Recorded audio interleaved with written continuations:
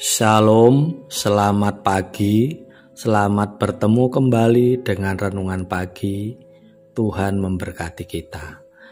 Bapak, Ibu, dan Saudara, marilah kita bersama-sama datang kepada Tuhan dengan berdoa. Bapa dalam surga, kami mengucap syukur atas berkat dan pertolongan-Mu. Semalam kami bisa tidur dengan nyenyak, dan pagi hari ini Tuhan telah membangunkan kami. Untuk itu ya Tuhan, perkenankanlah kami sejenak untuk membaca dan merenungkan kebenaran firman-Mu. Berfirmanlah ya Tuhan, kami siap menerimanya. Amin. Bapak, Ibu, dan Saudara, bacaan firman Tuhan pada pagi hari ini terambil dari kitab Kejadian 25 ayat 12 sampai dengan 18. Nas yang akan kita renungkan di ayat yang ke-17 yang demikian. Umur Ismail ialah 137 tahun. Sesudah itu ia meninggal, ia mati dan dikumpulkan kepada kaum leluhurnya. Amin. Bapak, Ibu, dan Saudara, renungan pada pagi hari ini diberikan tema meninggalkan warisan yang terbaik. Saudara-saudara, secara umum kalau kita berbicara tentang warisan, orientasi kita biasanya hanya fokus pada peninggalan harta kekayaan yang ada. Jarang orang memikirkan bahwasanya warisan-warisan yang lain mungkin berupa nasihat, berupa warisan rohani, jarang dipikirkan oleh manusia. Tetapi secara umum manusia apabila membicarakan warisan, orientasinya adalah harta, benda, dan kekayaan. Saudara-saudara yang dikasihi dan mengasihi Tuhan Yesus Kristus, narasi bacaan kita pada hari ini menceritakan tentang keturunan Abraham yang dilanjutkan dengan keturunan Ismail, dengan 12 anak yang menjadi 12 suku mereka, dan mereka dapat hidup rukun, berdampingan dengan bersama-sama. Masing-masing mereka tinggal menurut kampung dan namanya dengan sukunya. Saudara-saudara, umur Ismail ialah 137 tahun. Sesudah itu ia meninggal, ia mati dan dikumpulkan kepada kaum leluhurnya. Namun perlu kita pahami bahwasanya sebelum Ismail meninggal, Ismail sudah berpikir jauh-jauh ke depan.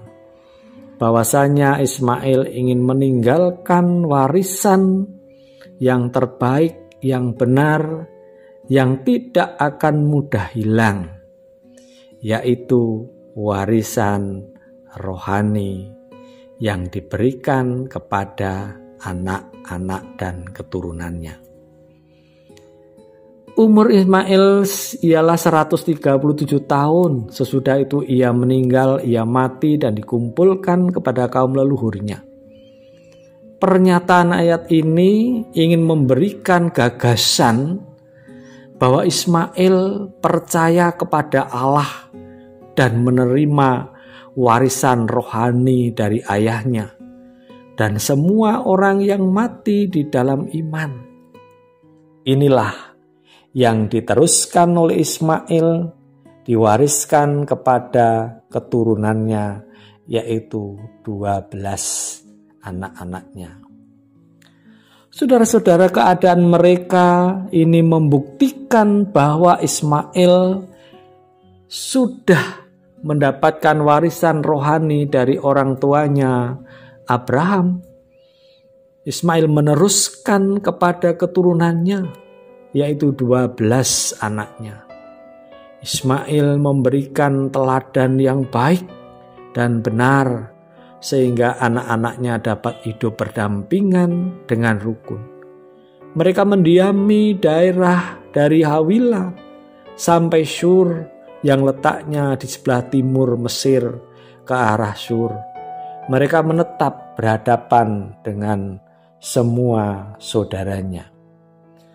Hal ini ingin membuktikan bahwasannya warisan keteladanan dari Ismail yang diwariskan kepada keturunannya, yaitu warisan rohani dan percaya kepada Allah.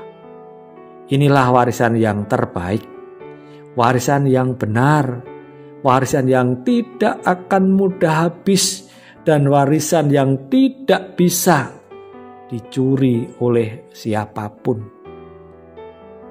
Melihat akan hal semuanya itu, apa yang diajarkan, diwariskan Ismail kepada keturunannya, ke-12 keturunan Ismail dapat menerima warisan yang diberikan oleh orang tuanya.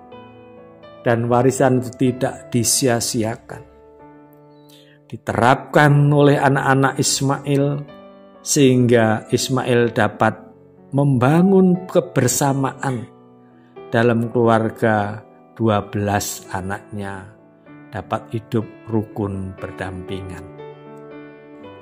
Bapak, Ibu, dan Saudara, dari kisah narasi keturunan Ismail ini pelajaran yang terbaik yang dapat kita ambil dan dapat kita wariskan kepada anggota keluarga kita adalah marilah kita meninggalkan dan memberikan warisan teladan yang baik dan benar, warisan rohani kepada anak-anak kita.